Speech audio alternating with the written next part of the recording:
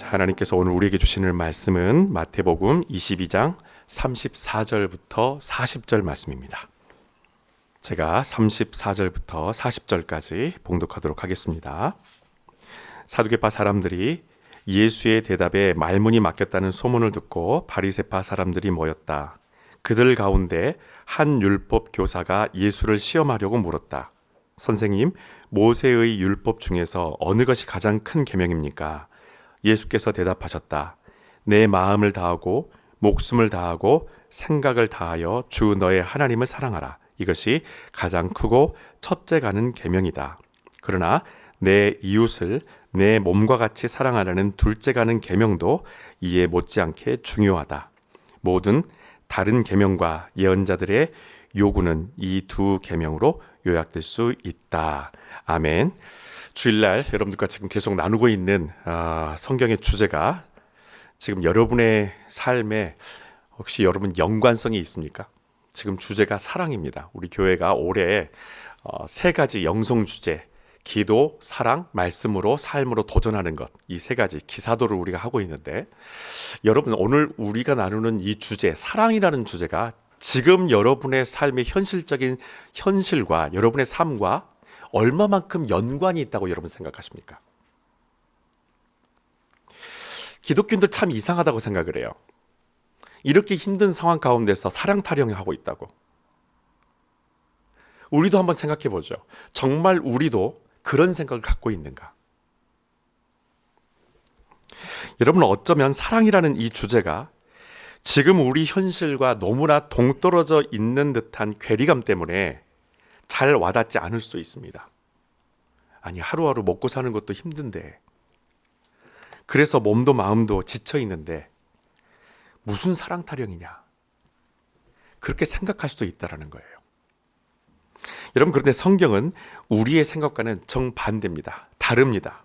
우리가 사랑해야 하는 이유에 대해서 아주 정확한 답을 가져야만이 우리의 삶도 우리가 기대하는 것 이상으로서의 평강과 축복의 삶을 누릴 수 있다라고 얘기를 합니다. 우리가 지금 고민하고 우리가 현실적으로 부딪히는 모든 문제는 바로 이 문제, 이 사랑, 우리가 왜 사랑해야 되는가? Y의 문제를 풀지 않으면 우리는 지금 갖고 있는 이 현실의 문제에서 자유로울 수가 없다라는 거예요. 여러분, 부활을 믿지 않는 사두개인들이 예수님과 부활에 대해서 논쟁을 했습니다. 자, 오늘 여러분들이 보셨던 말씀의 바로 앞에 보게 되면은 사두개인들이 예수님 앞에 나와서 부활이 없다고 사두개인들은 믿고 있는데 그 부활에 대해서 논쟁을 펼치다가 결국에는 그 논쟁 가운데서 말문이 막혀요. 제사장의 후손들이었지만 자신들의 주장을 성경적으로 설명하지 못합니다. 바로 이 사람들이 사두개인들이었어요. 이 소식을 들었던 또 하나의 부류가 있습니다. 바리새파 사람들이에요. 사두개인들이 예수께 가가지고, 예수라는 선생에게 가서 부활에 대한 문제를 가지고 부활 논쟁에 있어서 패배했다라는 소식을 경쟁자들인 이 바리새파 사람들이 들었습니다. 그리고 그들이 이번에는 자기들이 나서서 예수를 한번 꺾어보고자 율법에 대해서 질문을 던집니다. 어쩌면 바리새인들에게는 이것은 엄청난 기회일 수 있어요. 그 당시에 오랫동안 기득권 싸움을 하고 있었던 바리새인과 이 사두개 사람들, 이 두 부류의 파가 이번 기점을 통해서 이 율법을 가지고 해석하고 율법에 대해서 예수와 논쟁함으로 한쪽만 이기게 되면 전체적인 종교, 이스라엘 전체 안에 있는 유대교 안에, 야훼 신앙 안에서의 주도권을 갖고 올 수 있기 때문에 바리새파 사람들에게는요, 이건 엄청난 기회가 되는 거예요.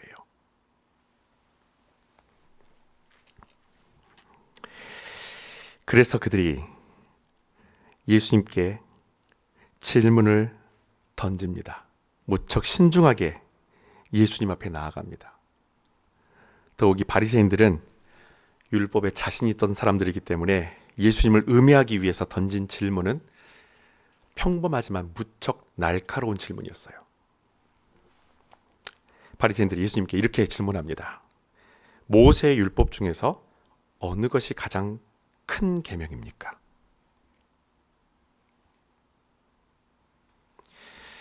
제가 여러분에게 이번엔 질문할게요. 여러분은 성경 말씀 중에서 지금 어떤 말씀이 여러분에게 가장 중요한 말씀입니까? 여러분은 어떤 말씀을 가장 중요하게 여기며 그 말씀대로 살려고 노력하고 계시나요?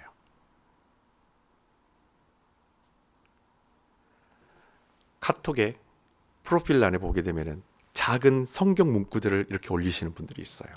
마치 그것과 같습니다. 지금 내 삶을 이끌어가고 있고 내 전반적인 삶을 쭉 이끌어가고 있는 가장 중요하게 여기고 있는 말씀이 무엇입니까? 여러분, 우리는 그 말씀이 중심되는 삶을 살게 됩니다. 다시 말하면 믿음 안에서 그 성경에, 여기 성경에 기록되어 있는 이 성경의 글자 하나하나가 우리의 삶 속에서 살아 움직이기 시작하는 거예요. 내가 중요하게 여기는 그 말씀 자체가 내 삶으로 들어와서 내 삶을 살아내게 만들고 그 말씀이 내 안에서 역동적으로 살기 시작합니다. 그렇기 때문에 그 말씀이 지금 현재 나의 정체성이 될 수 있어요. 여러분, 저도 제 이름이 대호잖아요. 대호가 큰 호랑입니다. 어떤 분들은 큰 호수라고 생각하시는데 짐승남이에요. 저는 큰 호랑이에요. 이름값 한답시고 어렸을 때 제가 여동생과 싸울 때요, 그렇게 여동생을 많이 깨물었어요. 지금 내 모습을 잊게 한 말씀이 분명히 있을 겁니다. 지금 여러분의 지금 현재 모습을 이렇게 세우게 만드는 분명히 어떤 말씀이 분명히 여러분에게 있을 거예요. 아마 지금 그 말씀으로 인해서 여러분의 삶이 새로워질 수 있을 것이고 그 말씀 때문에 다시 여러분의 삶이 부흥의 기로에 서 있을 수도 있다라는 것입니다. 또 그 말씀이 없기 때문에 어떤 사람은 믿는 사람의 향기가 느껴지지 않는 것일 수도 있어요. 중요하게 여기는 말씀, 내가 사모하면서 그 말씀을 붙들고 기도하고 그 말씀처럼 살아내기 위해서 내가 가슴에 간직하고 있는 말씀이 없다면 그 사람에게서는 그리스도의 향기가 나타나질 않아요. 그저 종교인처럼 살아갑니다. 주일날만 크리스찬이 되는 거예요. 여러분, 바리새인들이 예수님께 던진 질문은 아주 간단했습니다. 그러나 답은 자신들에게도 지금까지 없었어요. 자신들이 지금 그거를 답을 알기 때문에 예수님께 던진 답이 아니에요. 질문이 아니에요. 그들도 몰라요. 당시 랍비들은 율법을 두 가지로 딱 나눕니다. 중요한 것과 덜 중요한 것. 613가지 이 율법을 두 가지로 딱 나눠서 중요한 것 248, 중요치 않는 것 365개로 딱 나눠요. 왜 그들이 그렇게 나누고 왜 율법을 그렇게 생각을 했을까요? 중요하다, 중요하지 않다. 율법을 모두가 다 지킬 수 없다라는 것을 본인들도 알아서 그렇습니다. 그래서 모든 걸 다 지킬 수 없기 때문에 가장 중요한 것이 무엇이냐, 목숨 걸고 지켜야 될 것이 무엇이냐, 그리고 조금 덜 중요한 것은 무엇일까, 못 지켜도 그래도 어느 정도 유예가 되는 것은 무엇일까, 둘로 딱 나눠서 그들도 지킵니다. 그렇기 때문에 그렇게 나누어서라도 지키고자 하는 노력은 있었으나 그럼에도 불구하고 기준은 없었다라는 거예요. 문제는 중요한 조항과 덜 중요한 조항을 나누는 기준이 뭐냐라는 게 사실은 없었습니다. 무엇을 기준으로 그들은 중요한 것과 중요하지 않는 율법을 나눴었을까? 613가지 구약의 율법 가운데서 왜 이것은 중요하다고 내가 생각했었고 왜 이것은 중요하지 않다고 생각했을까? 우리가 말씀을 쭉 묵상하면서 여러분들이 통독을 하시면서 어떤 말씀은 이거 참 중요한 것 같아. 근데 어떤 말씀은 그냥 쑥쑥 넘어가는 말씀도 있을 거예요. 기준이 뭐예요, 여러분? 하나님의 말씀 가운데서 중요치 않은 말씀이 있을까요? 여러분, 예수님은 지체하지 않으시고 그들이 했던 이 질문에 구약 율법에서 그 답을 딱 그대로 이끌어냅니다. 그게 바로 신명기 6장 5절의 대답이에요. 신명기 6장 5절의 말씀, 그러므로 마음을 다 쏟고 정성을 다 기울이고 힘을 다 바쳐 너희의 하나님 여호와를 사랑하여라. 아멘. 예수님께서 구약 모세의 율법에 나와 있는 신명기 말씀을 그대로 인용을 해서 그들에게 이것을 대답으로 합니다. 근데 대답이 참 신기해요. 중요한 것과 중요치 않는 것에 있어서 예수님께서는 하나님 여호와를 사랑하라라는 이것으로 대답을 대신합니다. 가장 중요한 계명이 무엇인가? 가장 중요한 계명은 지금 당장 우리의 모든 것을 다해서 우리 하나님을 사랑하는 것이다 라고 예수님 말씀하세요. 우리에게 정말 가장 중요한 계명은 다른 것 없다. 이것이 제일 중요하다. 하나님을 사랑하라. 너의 목숨, 너의 생각, 너의 마음을 다하여서 주 여호와 하나님을 사랑하라는 거예요. 여러분, 하나님을 사랑하는 것이 가장 중요하고 이것이 율법의 조항에서 중요한 것과 중요치 않는 것을 나누는 기준이 되었다라는 겁니다. 여러분, 지금 내 삶의 우선순위가 어디에 있었든 하나님을 사랑하는 것이 첫 번째가 되어야 한다고 예수님은 말씀을 하세요. 앞에서 제가 여러분들과 잠깐 얘기 나눴던 것이 뭡니까? 아니, 먹고 살기도 바빠 죽겠네. 무슨 사랑 타령이야. 조금 더 현실적인 설교, 현실적인 말씀이 우리에게 필요한 것 아닐까? 이 어려운 난국에서 위로가 되는 말씀, 돈 잘 벌 수 있는 말씀, 건강해질 수 있는 말씀, 우리 아이들이 좋은 학교 가고 열심히 공부할 수 있고 좋은 꿈을 꿀 수 있는 그런 소망의 말씀, 그런 말씀이 우리에게 더 지금 현실적으로 필요한 것 아닌가? 코비드가 2년이 넘었는데 여러분, 그런데 여러분에게 오늘 제가 전하고 싶은 말씀은 사랑이에요. 그 모든 것을 아우러서 이 사랑의 문제를 풀지 않으면 우리의 인생의 현실적인 문제는 절대 풀어지지 않습니다. 왜요? 무엇이 중요한가, 중요하지 않는가에 대한 기준이 지금까지는 없었다면 여호와 하나님을 사랑하는 이 첫 번째 기준, 첫 번째 계명, 이것을 통해서 우리의 삶의 우선순위가 다 달라지는 거예요. 하나님을 사랑하는 영적 교제가 우리 인생에 중요한 것과 중요하지 않은 것을 구분짓는 기준이 됩니다. 여러분이 하나님을 사랑하게 되면 지금 당장 여러분들이 하고 있었던, 지금까지 루틴처럼 해왔었던 삶의 순간에서, 삶의 습관 안에서 여러분들이 지금부터 딱 덜어내고 정리할 것도 있어요. 여호와 하나님을 온전히 사랑하지 못했기 때문에 크리스찬이라는 이름을 가지고 이런 삶도 살아보고 저런 삶도 동시에 살아보는 거예요. 믿는 사람의 삶도 살아보고 믿지 않는 세상적인 사람의 모습도 같이 어울러서 살아가는 겁니다. 왜요? 하나님 사랑이 지금까지 없었기 때문에. 그러니까 자꾸 현실적인 문제에만 몰두해서 성경을 찾아도 내가 원하는 말씀만 자꾸 찾게 되는 거예요. 여러분, 사랑은 선택의 문제가 아닙니다. 어떤 상황 속에서도 사랑이라는 것은 선택의 문제가 아니에요. 그런데 여전히 선택의 문제로, 행동해야 되는 숙제로 먼저 이해하는 경우가 있어요. 사랑이라는 것, 행동이다. 자, 요즘 밸런스 게임이 요즘에 되게 유행하더라고요. 여러분에게 제가 둘 중에 어느 쪽에 여러분들의 마음이 있는지를 한번 제가 여쭤볼 테니까 마음속으로 한번 손을 들어보세요. 여러분, 성경이 말하는 사랑은 나에게 있어서 명사이다, 동사이다. 하나, 둘, 셋. 고르셨죠?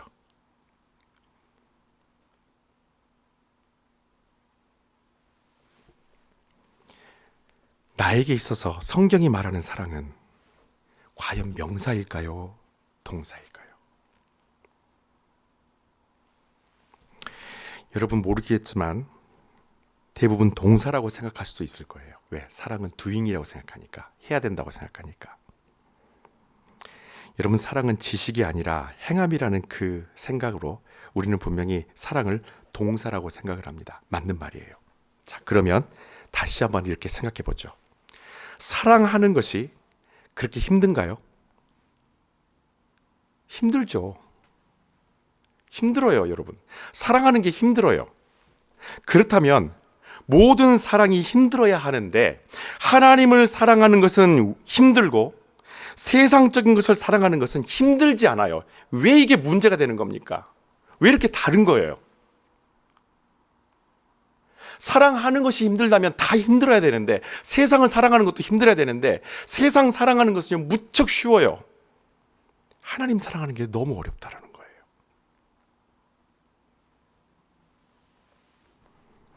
성경적인 사랑을 하기 위해서는 명사가 분명해야 됩니다.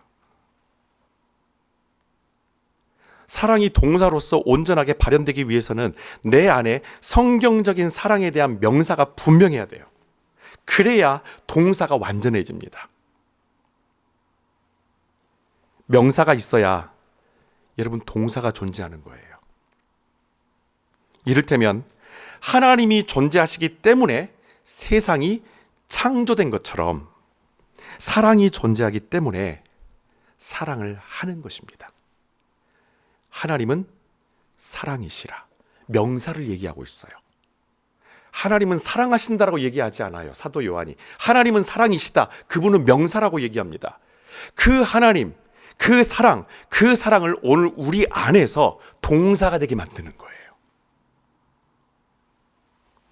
여러분, 성경이 말하는 사랑에 대해서 깊이 생각하지 않고 그냥 억지로라도 사랑을 해야 하는 게 마치 신앙생활을 잘하는 것으로 여겨서 도리어 상처를 주고받는 경우가 많죠.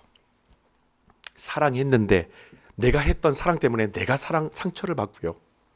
사랑을 받긴 받았는데 그 받은 사랑에 대해서 오해하게 되는 그런 어처구니 없는 일들이 자꾸 벌어지는 거예요. 왜 그럴까요? 사랑에 대한 명사가 내 안에서 온전하지 않기 때문에 그래요. 여러분, 하나님에 대한 사랑이 분명하지 않으면 우리의 모든 일상은 다 엉망이 됩니다.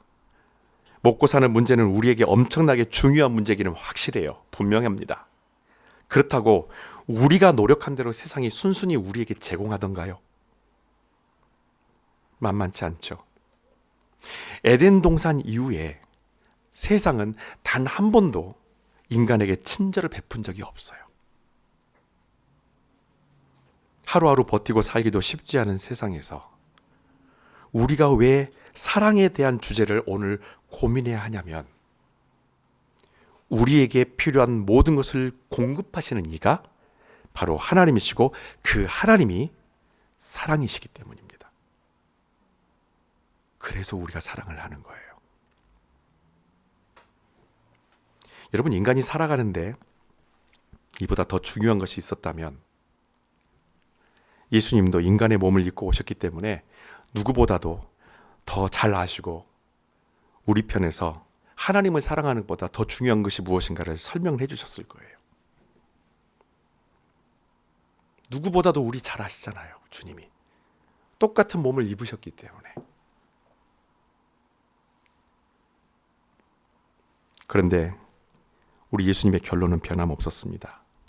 오늘 있는 이 말씀처럼 하나님을 먼저 사랑하는 것이 우리의 인생의 좌표를 알릴 수 있는 유일한 길이다라고 얘기를 해요.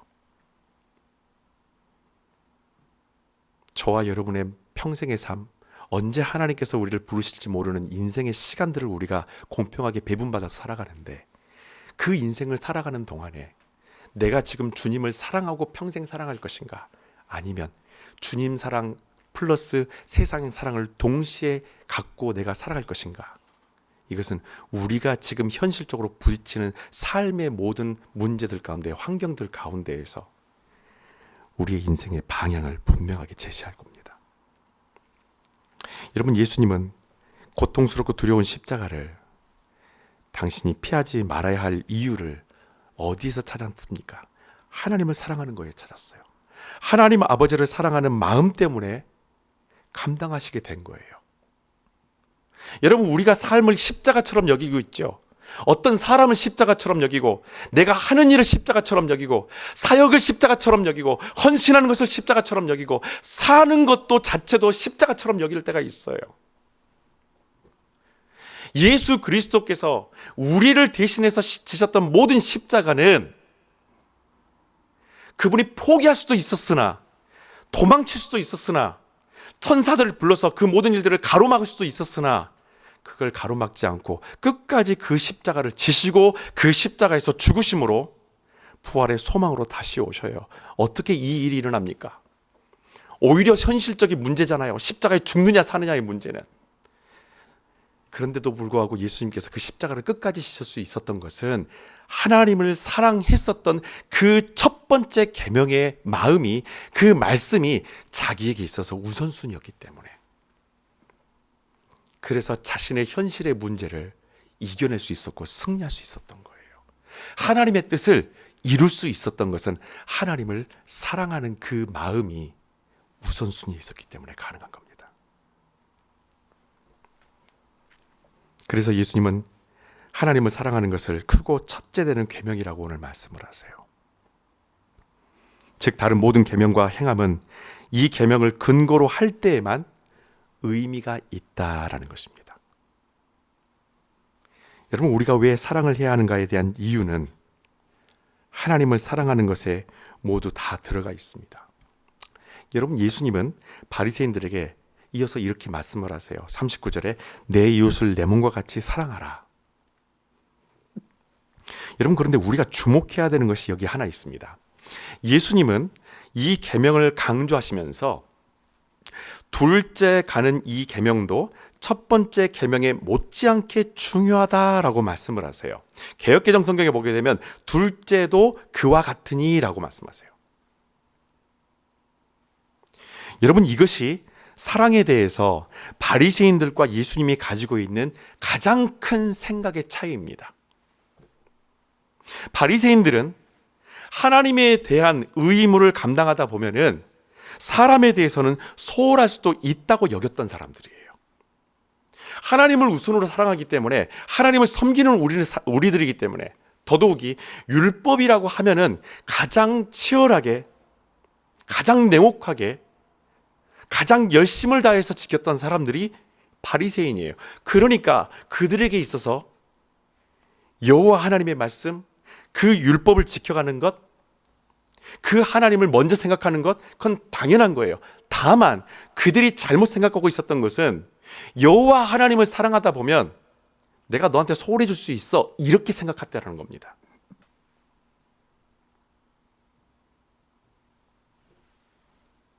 여러분, 이것은 신앙생활을 변질되게 할 위험성이 커요. 내장산 국립공원 여러분 한번 가보신 적 있나요? 단풍이 아름답죠. 국립공원 안에 기도원 하나가 있습니다. 남경산 기도원이에요. 그 남경산 기도원의 원장님이 김대성 목사님인데 경기도 광주의 소명중앙교회 담임 목사님이세요. 제가 한번 예전에 한국 갔었을 때 한번 말씀을 전한 적이 있어요.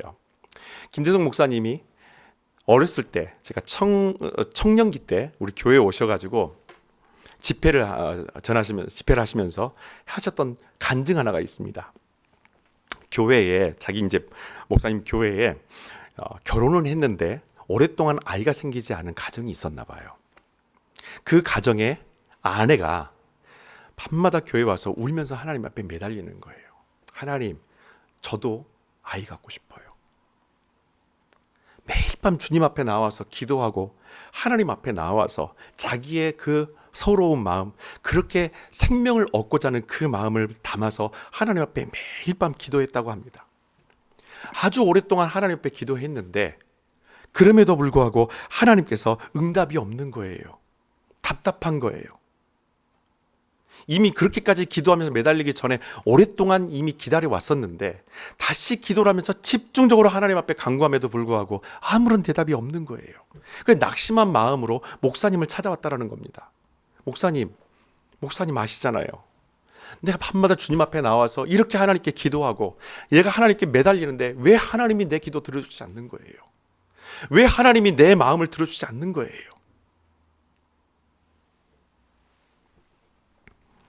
그랬더니 목사님이 이렇게 말하고 그 성도님을 집으로 돌려보냈다고 합니다. 밤마다 교회 와서 기도하는데 애가 생기겠냐고. 집에 가라고. 쓸데없는 소리 하지 말고 집에 좀 들어가서 남편이랑 같이 좀 있으라고. 밤마다 교회에서 기도하는 것, 그렇다고 해서 다 되는 것 아니다. 여러분, 기도해야 할 시간이 있고 가정을 섬겨야 될 지혜가 우리에게 필요합니다. 먼저 해주신 우리의 은혜, 우리에게 먼저 베푸신 그 사랑 감사하죠. 그 사랑에 감격해서 하나님만을 쫓아가고 내 이웃을 사랑하지 않는, 하나님을 내가 너무 푹 빠져 있다 보니까 나는 당신에게 지금 신경 쓸 수 없어, 내가 당신에게 마음을 지금 나눌 수 있을 만한 여유가 없어. 이게 바리새인의 모습이었다라는 거예요. 목사님이 바로 그걸 지적한 겁니다. 이 성도님한테 당신이 있어야 할 시간과 하나님 앞에 엎드려야 될 시간들을 구별하라고. 무척 특이한 부흥 강사님이세요. 다른 제가 부흥 강사님들의 집회를 몇 번 들었었을 때는 이렇게 말씀하시는 분은 한 분도 없었습니다. 그냥 끝까지 교회 와서 주실 때까지 매달려라, 밤새도록 기도해라, 그렇게 말씀하신 분들은 많은데, 물론 원론적인 이야기겠죠, 본질적인 이야기겠죠. 근데 이 목사님은 조금 달랐어요. 되게 특이한 목사님이세요. 하나님 앞에 엎드려야 할 시간을 구별하고 네가 사람을 사랑해야 될 그 시간들을 또 반드시 놓치지 말라라는 거예요. 예수님은 바리새인들에게 하나님을 사랑하는 열정 때문에 사람을 소홀히 하는 것을 용납지 않으셨습니다. 그래서 예수님께서 둘째 계명도 이에 버금갈 만큼 중요한데 그것은 곧 내 이웃을 사랑하라 라는 말씀이었어요. 여러분, 우리가 사랑을 실천해야 될 이유는 복받기 위해서가 아닙니다. 우리는 구원받은 하나님의 백성으로 이미 충분한 복을 받고 있는 사람이에요. 바쁜 세상, 사랑을 고민하는 것이 사치스럽게 여겨질 만큼 하루하루 살기 힘든 세상에서 오늘 우리가 왜 사랑해야 하는지 그 이유에 대해서 오늘 분명히 해야 합니다. 하나님은 당신의 성품과 인격을 조차 창조된 영적인 인격체로서의 우리가 주님이 주신 인간성을 잃어버리지 않도록 하기 위해서 사랑하라고 말씀하시는 거예요. 하나님 당신이 사랑이기 때문에 그 사랑으로 지음받은 저와 여러분이 그 사랑을 알아야만이, 그 사랑을 나눠야만이 비로소 인간다운 인간이 될 수 있다는 거예요. 하나님은 우리를 구원하셔서 그런 인간이 되기를, 그런 인간으로서 회복되기를 하나님 지금 원하고 계시는 거예요.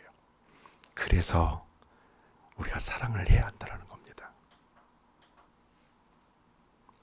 성경에서 우리가 조각조각 지키며 실천하는 모든 말씀들은 바로 이 두 가지 계명에서 출발을 합니다. 40절 다 같이 읽겠습니다.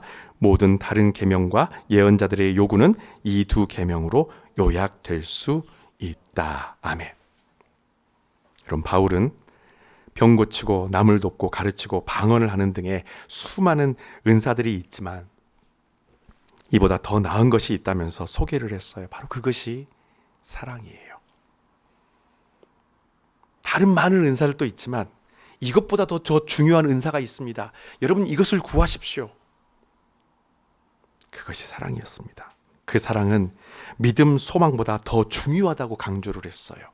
여러분, 어찌 보면은 믿음으로 구원받는다라고 지금까지 복음의 핵심을 전했었던 바울이 믿음보다 사랑이 더 중요하다고 하는 것은 너무나 의아해 합니다. 스스로 어찌 보면은 자기 신앙을 부족하고 번복하는 것처럼 들리지만 여러분, 그의 말이 100% 옳고 사실은 이것이 성경적이에요. 왜입니까? 하나님은 사랑이시니까. 바울이 말하는 사랑은 명사예요. 진리에서 출발을 해서 동사가 되게 만드는 거예요. 이 사랑을 알지 못하면 인내하지 못합니다. 오래 참지 못합니다. 시기하고 질투하는 거 멈추지 못합니다. 고린도전서 13장에 나오는 모든 사랑 버겁죠. 감히 저는 읽어보면서 이거 어떻게 내가 해? 하루에도 계속 감정이 오르락내리락 하는데 이걸 어떻게 내가 감당해? 근데 저는 지금까지 그걸 동사로만 생각한 거예요. 해야 돼, 인내해야 돼, 참아야 돼, 그렇게 해야 되라고만 생각하니까 자꾸 저만 시험 드는 거예요. 하나님을 모르니까. 그 하나님이 사랑이시라는 것 자체를 내가 몰랐었을 때에는 고린도전서 13장을 읽는 것이 너무 불편했었어요. 그 하나님을 사랑하지 않는들, 여러분 우리에게 믿음이 있겠습니까? 그건 믿음이 아니겠죠. 그와 같이 이웃을 사랑하지 않은들, 우리에게 소망이 있겠습니까? 그건 소망이 아니겠죠. 하나님을 온전히 사랑하고 그와 같이 이웃을 사랑하는 사람이 오늘 우리가 왜 사랑을 해야 하는지 그 이유를 삶으로 분명히 간증할 겁니다. 그 사람이 보여줄 거예요. 하나님이 사랑이시라는 것을 만난 사람이, 그리고 그 하나님을 통하여서 당신의 형상을 조차 나처럼 똑같이 만드는 내 이웃을, 내 가족을 사랑하는 그 사랑의 섬김으로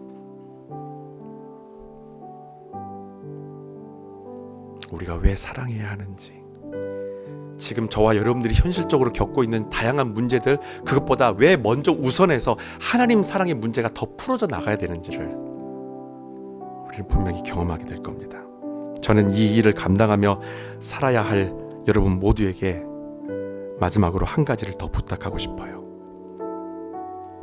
그 사랑을 이루기 위해서 오늘도 고군분투하며 기도하는 여러분 자신을 오늘 한 번만 안아주세요.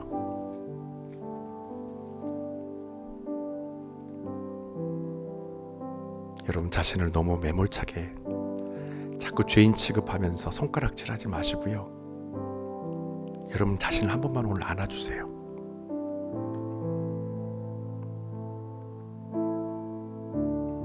주 안에서 너 잘할 수 있다고, 주님이 너 도우실 거라고 한 번만 더 안아주세요.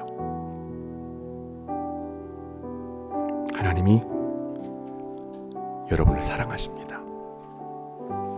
기도합시다. 이 시간에 주신 말씀 붙들고 함께 기도하기 원합니다. 아버지 하나님, 지금까지는 내가 왜 사랑을 해야 하는가, 하루하루 사는 것도 바쁜데, 여러 가지 고민한 것도 많은데, 하나님 사랑이 정말 중요한가? 아니, 사랑이라는 것이 왜 우리에게 중요한가를 놓치고 있었다면 오늘 다시 한번 그 사랑이 무엇인지를 발견하고 찾아갑니다. 우리가 사랑해야 하는 이유, 그것은 우리의 삶이 여기에 달려있기 때문입니다. 하나님은 사랑이시기에 이 세상을 창조하시고 이 세상을 다스리시는 그 하나님을 알지 못한다면, 그 사랑의 하나님을 알지 못한다면 우리의 삶은 늘 지옥 같을 것입니다. 하지만 오늘 우리는 그 주님 붙들고 나아갑니다. 빛을 향해서 나아갑니다. 주여, 우리에게 오셔서 우리의 삶을 새롭게 하여 주시옵소서. 그래서 다시 우리가 주님 안에 일어서게 하시고, 다시 주님을 사랑하고 또 우리 이웃을 사랑할 수 있는 진정한 하나님의 백성 될 수 있도록 인도하여 주시옵소서. 함께 기도하며 나아가기 원합니다. 기도하겠습니다. 아버지, 아버지